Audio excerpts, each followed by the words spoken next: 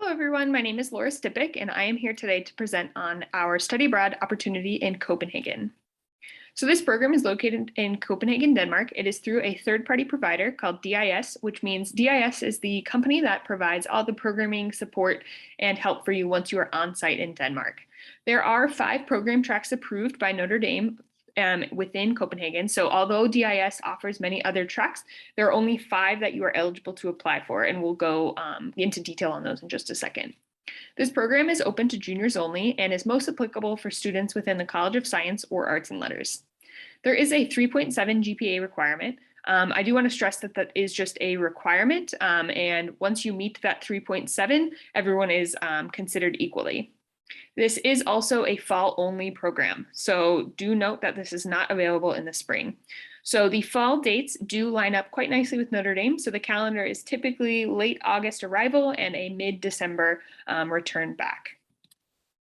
So within the structure of DIS, it is a little bit different in that there isn't a main college campus.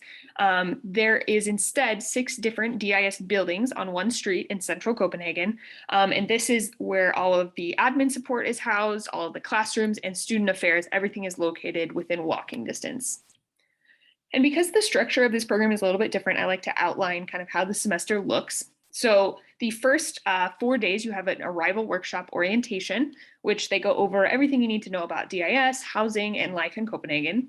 Then your courses begin, and you will take 1 core course, which is within the 5 program themes that I indicated, and then 4 electives, and those can be within any field.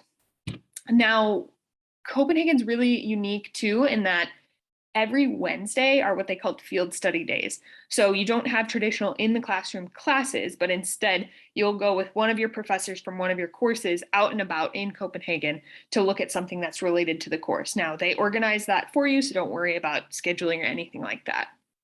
Then you have what is called Core Course Week, which is a 3-day study tour in Denmark or a neighboring Scandinavian country, complemented by a 2-day seminar in Copenhagen. So it's a full week long where you're just focusing on the subject matter of your core course. And then next is a travel week. So you have a 1-week mandatory travel DIS faculty-led program study tour. And again, this is within your core course.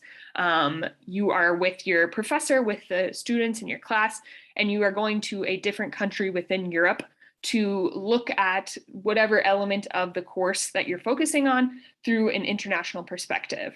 And so these are staggered. So 1 week you'll be traveling with your faculty, and then the other week is like a free kind of fall break, basically.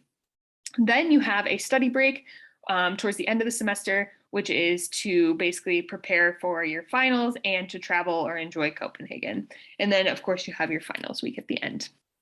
So here are the 5 program tracks that Notre Dame approves through DIS. So the first is Environmental Science of the Arctic is the overall theme, and then you can choose between one of the below 3 core course classes. So either that's climate, glaciers, and human impact, ice cores and ice ages, or polar biology. The next track that's approved is sustainability. And again, you can choose one of the 2 below courses. And so those are either sustainable development in Northern Europe or sustainable food production and consumption. The next program track is medical practice and policy, and there is no choice for that one. So you will be enrolled in the human health and disease, a clinical approach course. And the next is furniture design. And again, there's no course on that one where you are taking a studio course.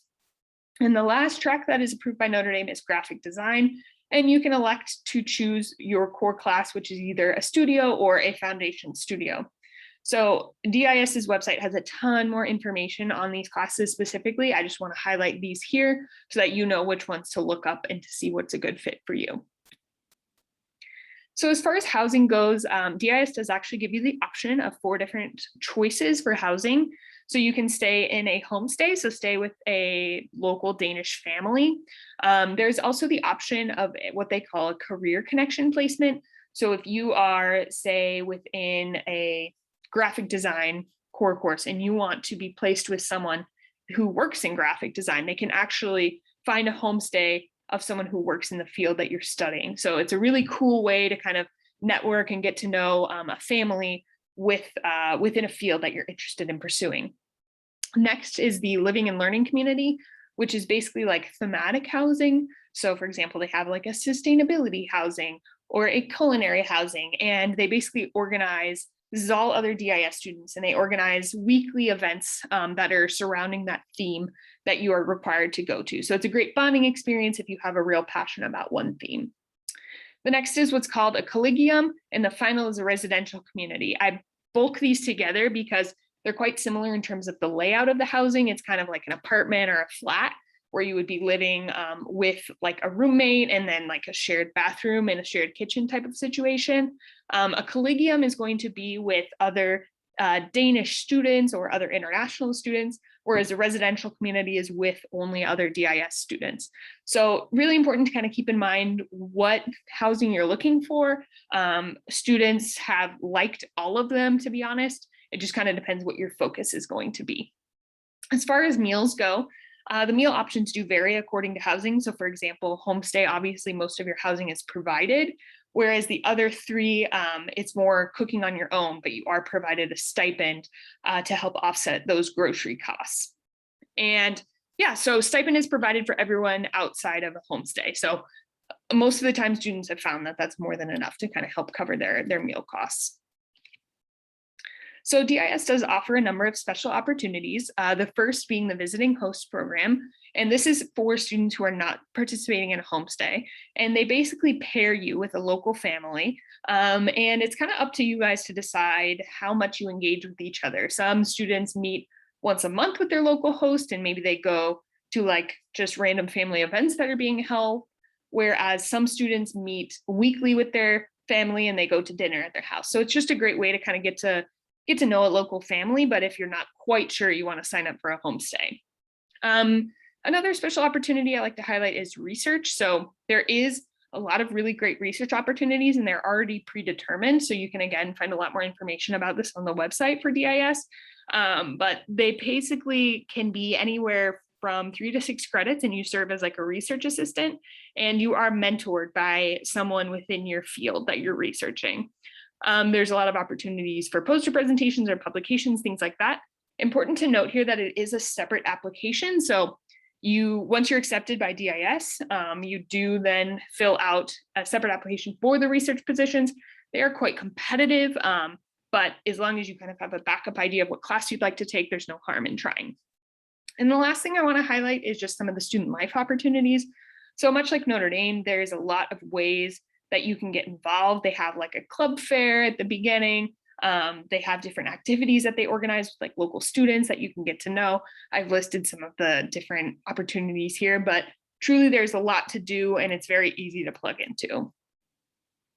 So I hope some of this has caught your interest and that Copenhagen is a program that you think about applying to. Note here that our application deadline is November 1st. And I do encourage you to visit the Copenhagen website and learn a little bit more about the opportunities available in the courses. And then if you have other questions, I'm always more than happy to help. I've listed my contact information here. I am in the main building. You can email me. You can set up an appointment using that You Can Book Me link. I'm always more than happy to talk about this program, and I hope that I see some of your applications come in and look forward to reading them. Thanks.